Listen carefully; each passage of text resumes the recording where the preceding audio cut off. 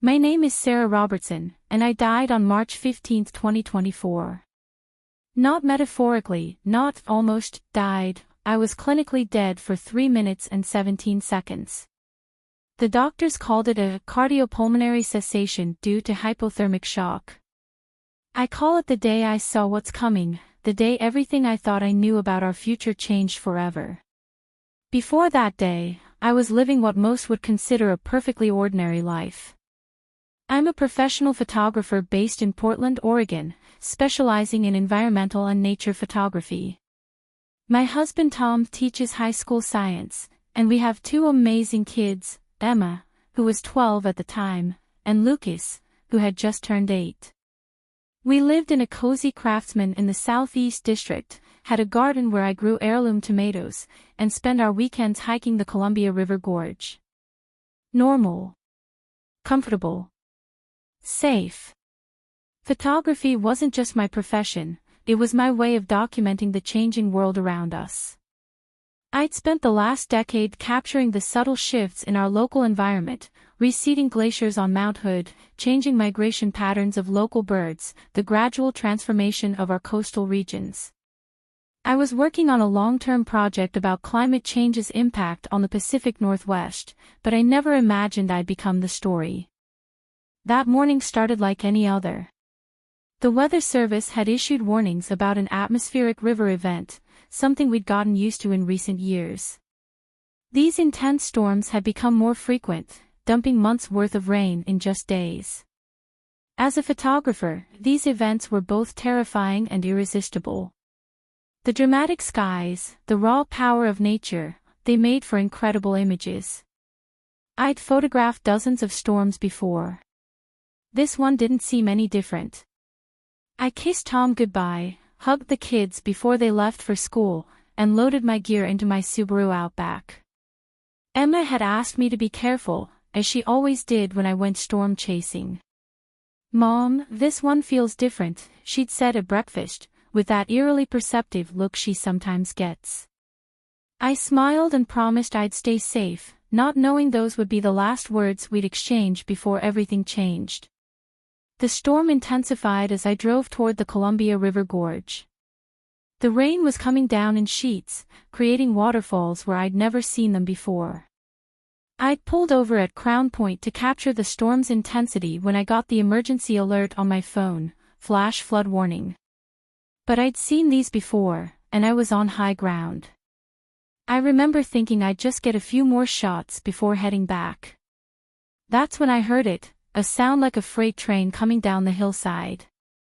I turned to see a wall of water, mud, and debris rushing down the slope above me. Later, they'd say it was a debris flow triggered by the intense rainfall, but in that moment, all I knew was that I needed to move. I jumped into my car, but the parking lot had already started to flood. The Subaru's tires spun in the rapidly rising water as I tried to find traction.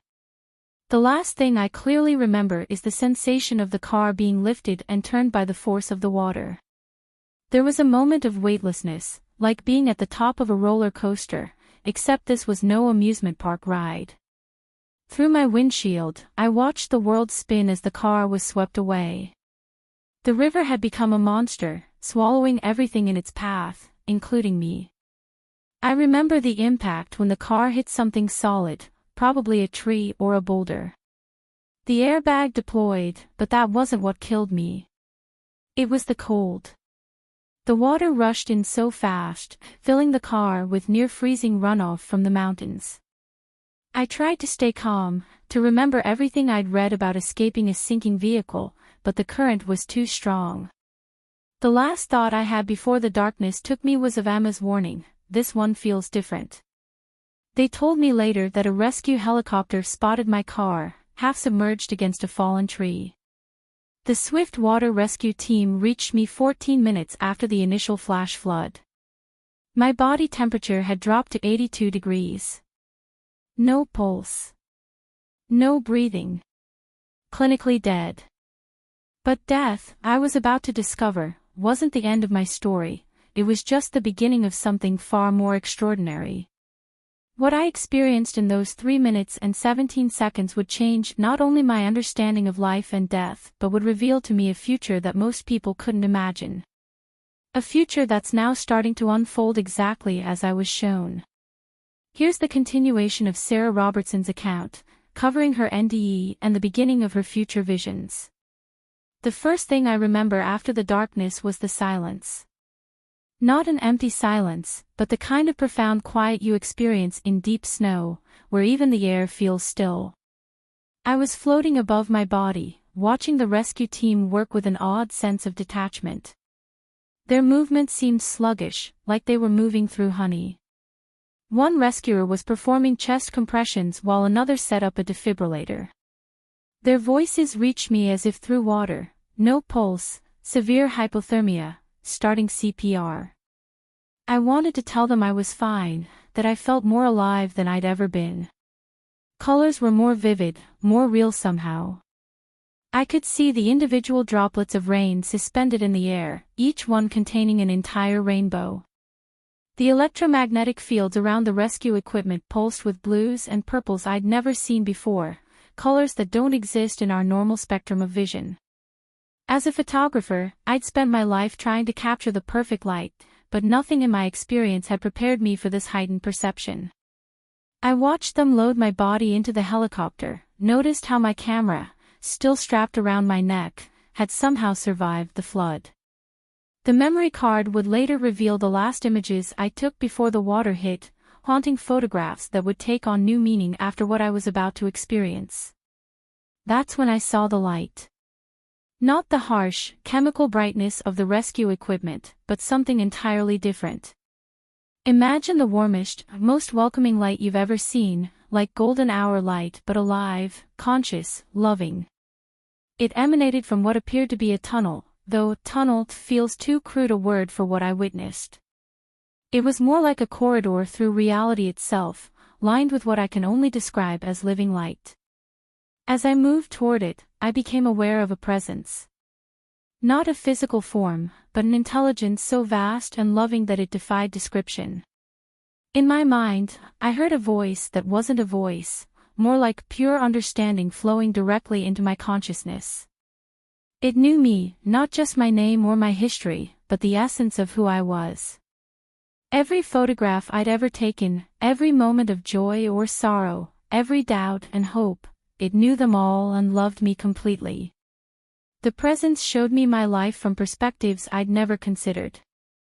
I saw how my photography had touched people I'd never met, how a simple image of a melting glacier had inspired a student to become a climate scientist, how a photograph of a dying forest had moved a CEO to change his company's environmental policies. Every action, every choice, created ripples that affected countless lives. It was overwhelming and humbling. But this review of my past was just the prelude.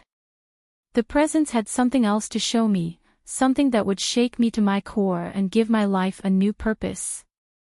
Look, it communicated, not in words but in pure thought. And suddenly, I was seeing through time itself. The first vision slammed into me with the force of the flood that had taken my life. I was in Portland, but not my Portland. The city had transformed. The year was 2047, and the changes were both subtle and dramatic. The Willamette River had swollen, reclaiming its historical floodplain. But instead of fighting the water, the city had adapted to it. Buildings stood on elevated platforms, connected by a network of pedestrian bridges and electric light rail systems that wound through the air like silver ribbons. The West Hills, once thick with Douglas fir and western red cedar, were now covered in drought-resistant vegetation. The urban tree canopy had changed completely, gone were the big leaf maples and alders, replaced by species engineered to survive in warmer, drier conditions. But what struck me most was how alive the city felt, despite the challenges it faced. I saw communities thriving in vertical farms that occupied former office buildings. Every available surface was used for food production or energy generation. Solar panels that looked like living skin covered the buildings, changing color to maximize energy absorption. Gardens grew on rooftops and balconies, but they weren't just decorative, they were crucial food sources for the communities they served. The vision shifted, and I was seeing the cascade of events that would lead to this transformed world. Atmospheric rivers like the one that had killed me would become more frequent, more intense. By 2039, the Pacific Northwest would experience what they called the long rain, 97 days of nearly continuous precipitation that would reshape the coastline and force inland migration on a scale never seen before in North America. But humans, I saw, were remarkably adaptable. The same engineering skills that had once built highways and shopping malls were turned toward water management and sustainable architecture. The presence showed me how communities would come together, how neighborhood councils would become more important than traditional government structures, how local knowledge and mutual aid networks would become the backbone of survival. I witnessed the rise of what they would call climate cooperatives, groups of families and individuals who pooled their resources and skills to adapt to the changing world. My own neighborhood in southeast Portland would become one of the first successful models of this new social structure. I saw my daughter Emma, grown now, leading one of these cooperatives, using the skills she'd learned in our backyard garden to help feed hundreds. The vision expanded beyond Portland. I saw Seattle's famous Pike Place Market transformed into a multi-level hydroponics facility, still a market but now a crucial food production center for the region. The Space Needle had become the anchor point for a vertical garden system that spiraled around its iconic shape. Vancouver, British Columbia had evolved into an archipelago of resilient communities connected by electric ferries and floating gardens. But it wasn't all about adaptation and survival. I witnessed moments of incredible beauty and innovation. New art forms emerged, combining traditional skills with climate resilience. Sculptures that collected and purified water. Murals made of living algae that cleaned the air. Music created from the patterns of weather data, helping people understand complex environmental changes through sound. The presence showed me how my own profession, photography, would evolve. Images would become more than documentation, they would be active tools for survival, using new technologies to detect environmental changes too subtle for the human eye. I saw photographers like myself using biosensitive cameras to track the health of ecosystems, to predict dangerous weather patterns, to guide communities in their adaptation efforts. As these visions flowed through me, I understood that I was being shown these things for a reason. Not just to witness them, but to help prepare people for what was coming. The presence made it clear, the future wasn't set in stone. Every decision, every action taken in the present would influence how these changes unfolded. The suffering could be lessened, the adaptation made smoother, if only people could understand and prepare. The visions became more specific, more urgent. I saw how the Pacific Northwest would become one of the last climate-stable regions in North America, leading to massive population shifts. By 2049, Portland's population would triple. But unlike the chaotic migrations in other parts of the world, our region would develop a unique system for integrating newcomers. I watched as abandoned shopping malls transformed into adaptation centers, places where climate refugees could learn the skills needed for survival in our changing region. The Lloyd Center, where I used to take Emma ice skating, became the largest of these facilities. Its iconic ice rink was converted into a tiered aquaponics system, teaching people how to raise fish and grow food in integrated systems. The former retail spaces became classrooms where people learned everything from water purification to vertical farming. The presence showed me the Columbia River's future in stark detail. By 2051, the river's flow patterns would change dramatically due to reduced snowpack in the Cascades. But human ingenuity would rise to meet this challenge. I saw massive floating solar arrays that served dual purposes, generating power and reducing water evaporation. These arrays would become artificial ecosystems, providing habitats for water birds and fish nurseries. Most fascinating were the changes in human consciousness and connection. The hardships of climate adaptation forced people to develop latent abilities we'd always possessed but rarely used. I witnessed communities developing highly sophisticated early warning systems based not just on technology, but on collective intuition. Children born after 2045 seemed especially attuned to environmental changes. They could sense coming weather shifts in their bodies, much like my Emma had sensed something was different about the storm that took my life. The presence showed me the emergence of what people would call climate empaths, individuals with an unprecedented sensitivity to environmental changes. These people could detect subtle shifts in ecosystem health, predict dangerous weather events, and guide communities in their adaptation efforts. I saw my son Lucas become one of them, using his gift to help design resilient food systems that could withstand the increasingly erratic weather patterns. But the most profound changes would come in how we understood ourselves as part of the natural world. The old paradigm of humanity versus nature would finally break down out of sheer necessity. I saw people developing what they called ecosystem consciousness, a visceral understanding of their connection to the living world around them. This wasn't some abstract spiritual concept, but a practical reality that informed every decision, from city planning to daily food choices. Then the vision shifted to something more personal, more immediate. The presence showed me what would happen if I returned, the challenges I would face, the work I needed to do. I saw myself struggling to convey what I'd learned, facing skepticism and ridicule. But I also saw the seeds I would plant, the people who would listen, the changes that would begin because of my testimony. When the light began to fade and I felt myself being pulled back, I begged to stay, to see more. But the presence conveyed one final message: you have work to do. Your lens must capture what's coming, so others can prepare. The return to my body was violent and painful. Later, I would learn that the rescue team had managed to restart my heart using a combination of advanced hypothermia protocols and sheer determination. The first thing I saw when I opened my eyes was a young paramedic named Michael Chin, who would later become one of the pioneers in climate emergency medicine. He told me I'd been dead for 3 minutes and 17 seconds, though where I'd been, time had no meaning. The weeks that followed were both confusing and transformative. The doctors were amazed at how quickly I recovered physically, but they were concerned about what they called my post-event ideation.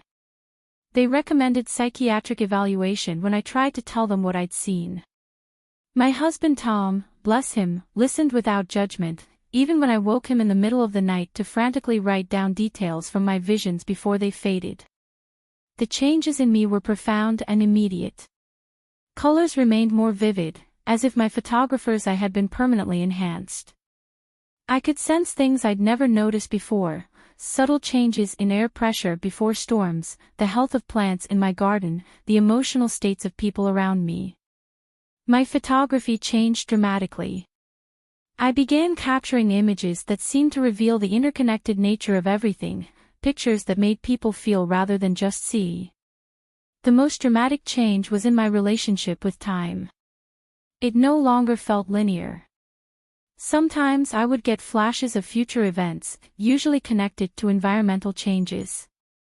I knew when fires would start before they were reported, could sense when atmospheric rivers were forming days before the Weather Service issued warnings. At first, these experiences terrified me. But gradually, I learned to work with them, to use them in my photography and my growing work as an environmental consultant. My family had to adapt to the new me. Emma, with her own intuitive gifts, understood better than anyone. She would often sit with me in my studio as I processed images, pointing out details in the photographs that others couldn't see, subtle patterns of energy, early signs of ecosystem change.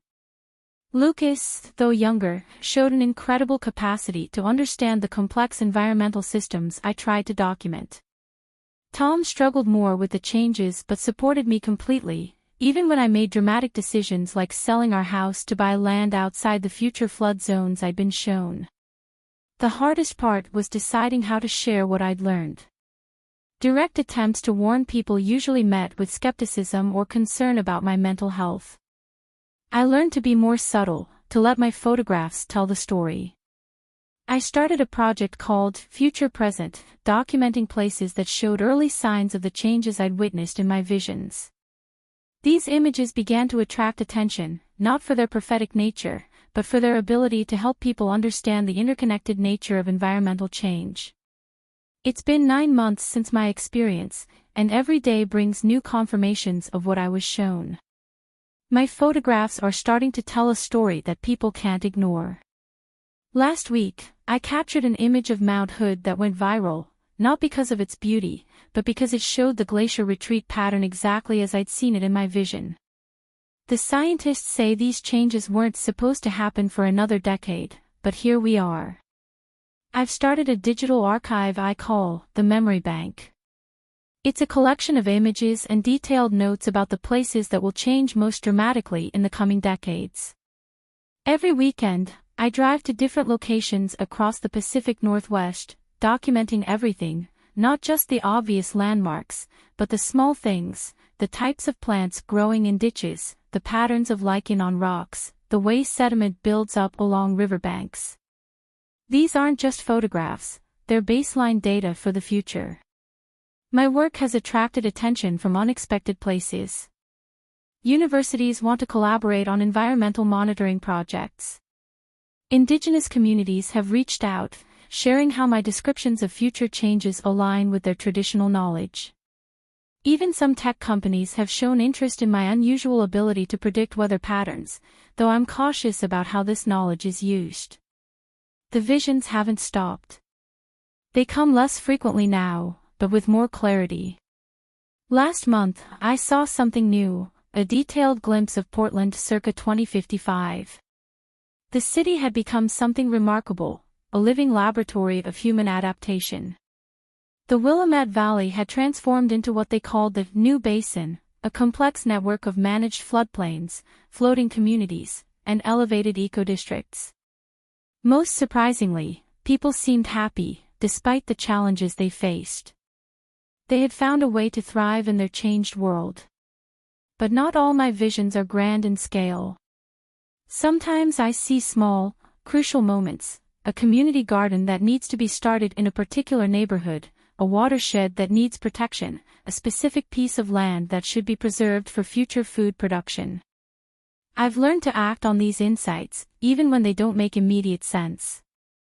Time has proven them right too often to ignore.